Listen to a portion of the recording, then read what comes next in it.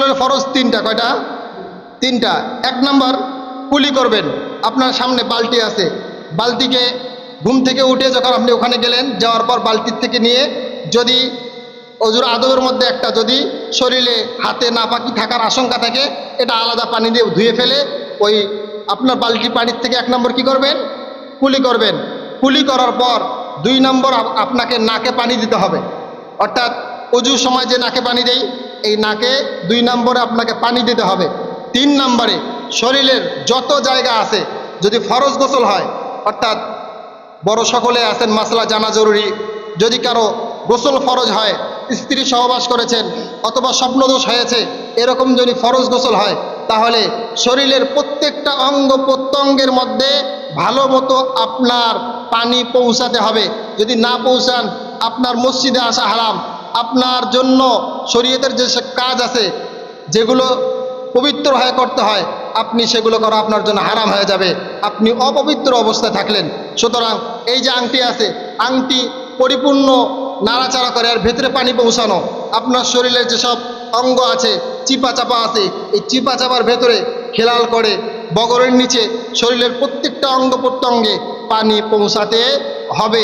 যদি কোনো অঙ্গের মধ্যে পানি না পৌঁছায়, তাহলে আপনার গোসল আদায় হয় নাই, আপনার শরীর পবিত্র হয় নাই। এখন আপনি দেখেন, আমার মনে হয় অনেক ভাই এখানে এমন আছি যারা আমরা এইভাবে গোসল এখন পর্যন্ত করি নাই। স্ত্রী সহবাস করে গোসল করছি, শুধুমাত্র গিয়ে 1 বালতি পানিতে মাথায় ঢালছি, গোসল গামছা নিয়ে বের হয়ে আসছি, আপনার অজু হয় নাই, আপনার গোসল হয় নাই। যতক্ষণ না পর্যন্ত ফরজ গোসলের জন্য আপনার মুখে কুলি না আসবে, যতক্ষণ না পর্যন্ত ফরজ গোসলের জন্য আপনার নাকের ভেতরে পানি না যাবে, ততক্ষণ না পর্যন্ত আপনার জন্য গোসল হবে না। আপনি নাপাক, আপনি নাপাক, আপনি নাপাক। এই জন্য যুবক ভাই আছি, অন্যান্য যারা আছি, সকলের আমাদের শরীর নাপাক হতে পারে। এই নাপাকির জন্য এই 3টা পন্থাকে সামনে রেখেই অবশ্যই তাকে গোসল করতে হবে। এবার আসুন, গোসল শেষ করে আপনি অজু করবেন। অজুর ফরজ হলো 4টা। কয়টা? 4টি। 1 নাম্বার, অজু করার জন্য আপনাকে পানি নিয়ে আপনি যখন বসে গেলেন, প্রথমেই আপনাকে সমস্ত মুখ ধৌত করতে হবে। মুখ ধৌত করার নিয়ম হলো, এই যে কপালে যে চুল আছে, এই কপালের চুল থেকে থুতনি পর্যন্ত, এ কানের লতি থেকে এ কান পর্যন্ত, এই যে চতুর সাইডে যত জায়গা আছে, এই পুরা জায়গা আপনাকে পরিপূর্ণ ধৌত করতে হবে 1 নম্বরে। 2 নম্বরে, উভয় হাতের কনুই সহ ধরতে হবে। এই যে হাত আছে, আপনি হাত নিলেন, এই হাতের কনু প্রথমে ডান হাতে নিয়ে বাম হাত ধৌত করবেন। এই যে কনুইটা আছে, এই কনুইটা সহ ধৌত করতে হবে। এক্ষেত্রে যদি এই কনুর মধ্যে, আমরা অনেকেই দেখা যায় ঠান্ডার দিনে বেশি হয় যে ঠান্ডার দিনে মোটা সোয়েটার পরছেন, একটু করে এই পর্যন্ত আপনার সোয়েটার উঠছে, আপনার একটু যদি বাকি থাকে আপনার অজু হবে না।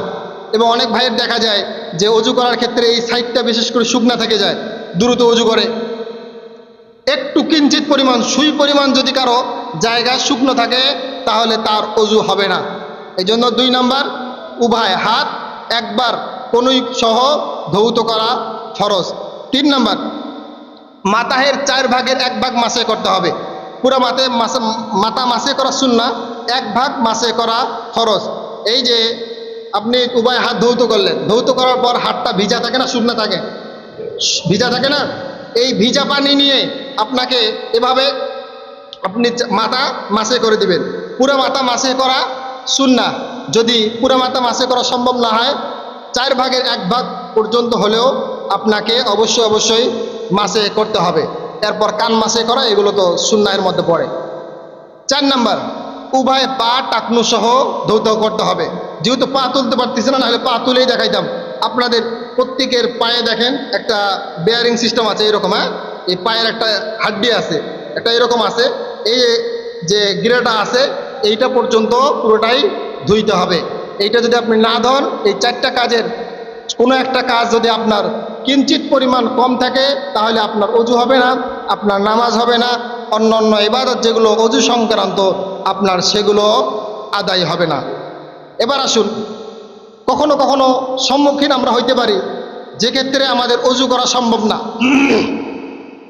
এক ভাই অসুস্থ, এই জায়গায় হাতের মধ্যে তার ব্যান্ডেজ আছে, অথবা পা অ্যাক্সিডেন্ট হয়ে পায়ের মধ্যে ব্যান্ডেজ আছে। এখন এই মাসালা বলার প্রয়োজন নাই। অনেকে বলবেন কেন, যে হুজুর আমরা তো নামাজই পড়ি না, আমাদের অজু কি শেখাবেন? তো নামাজ না পড়েন, জুমার নামাজে হলে তো আসছেন। আমি আলহামদুলিল্লাহ বলি যে আমার মুসল্লিরা কমপক্ষে জুমার নামাজে আসছে। তো আপনাকে জানতে হবে, যদি কারো এমন একটা অবস্থা তৈরি হয় যে একটা অঙ্গ শুধুমাত্র আপনার পট্টি বাঁধা আছে, কি বাঁধা আছে? পট্টি বাঁধা আছে, ব্যান্ডেজ করা আছে, তাহলে বাকি অঙ্গগুলো যদি আপনার সম্ভব হয় আপনি ধুয়ে ফেলবেন, যে চারটার কথা বললাম। এরপরে যেটা আছে এটাকে ভিজা পানি নিয়ে মাসে করে ফেলবেন উপরে। আর যদি কারো এমন অবস্থা তৈরি হয় যে আপনার জন্য অজু করা অসম্ভব, আপনি কঠিন জ্বরে আক্রান্ত আছেন অথবা এমন রোগে আক্রান্ত আছেন যার কারণে আপনার পানি লাগানো নিষেধ, তাহলে আপনার জন্য আল্লাহ তাআলা একটা বিধান দিয়ে দিয়েছেন যে বান্দা তায়াম্মুম করো, তোমার জন্য অজুর কায়মকাম আমি আল্লাহ তাআলা বানায় দেব। আল্লাহ তাআলা লা ইকরাহা ফিদ্দীন, দিনের মধ্যে আল্লাহ তাআলা কোনো কিছু বাধ্যবাধকতা করে নাই যে বান্দা এটা করতে পারবো না, করতেই হবে, এটা আল্লাহ করেন নাই। তো আল্লাহ তাআলা অজুর বিপরীতে, গোসলের বিপরীতে তায়াম্মুম দিয়ে দিয়েছেন। তায়াম্মুম এটাকে বলা হয় যে অজুর খলিফা, অজুর খলিফা, অজুর প্রতিনিধি। যদি অজু না থাকে তাহলে তায়াম্মুম দিয়ে কাজ করা যায় যদি পরিপূর্ণ শর্ত থাকে, অর্থাৎ যদি আপনার অজু করতে অক্ষম হন। তায়াম্মুমের ফরজ তিনটি। কয়টি? তিনটি।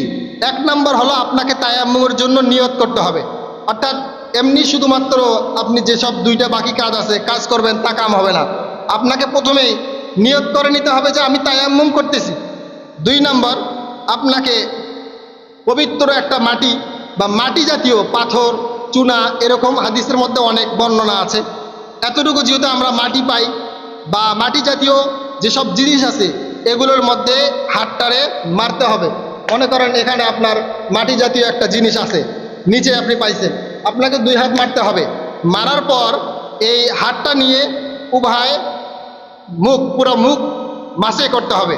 অর্থাৎ যেভাবে আপনি ধূর্ত করতেন প্রত্যেকটা জায়গায় একদম এই চুল থেকে এই পর্যন্ত, এই কান থেকে এই পর্যন্ত উভয় জায়গায় আপনাকে পরিপূর্ণভাবে মাসে করতে হবে, পরিপূর্ণ। কোনো জায়গা ফাঁকা রাখলে পানির মতোই বিধান হবে, এখানে আপনার জায়েজ হবে না। 3 নাম্বার, আবার আপনার এই দ্বিতীয়বার উভয় হাত এই কোণু পর্যন্ত আপনাকে মাসে করে নিতে হবে। এ হলো তায়াম্মুমের মধ্যে 3টা ফরজ। তাহলে আমরা আজকে জানতে পারলাম 1 নাম্বার, গোসলের ফরজ কয়টা? 3টা। অজুর ফরজ কয়টা? 4টা। তায়াম্মুমের ফরজ কয়টা? 3টা। মনে থাকবে ইনশাআল্লাহ।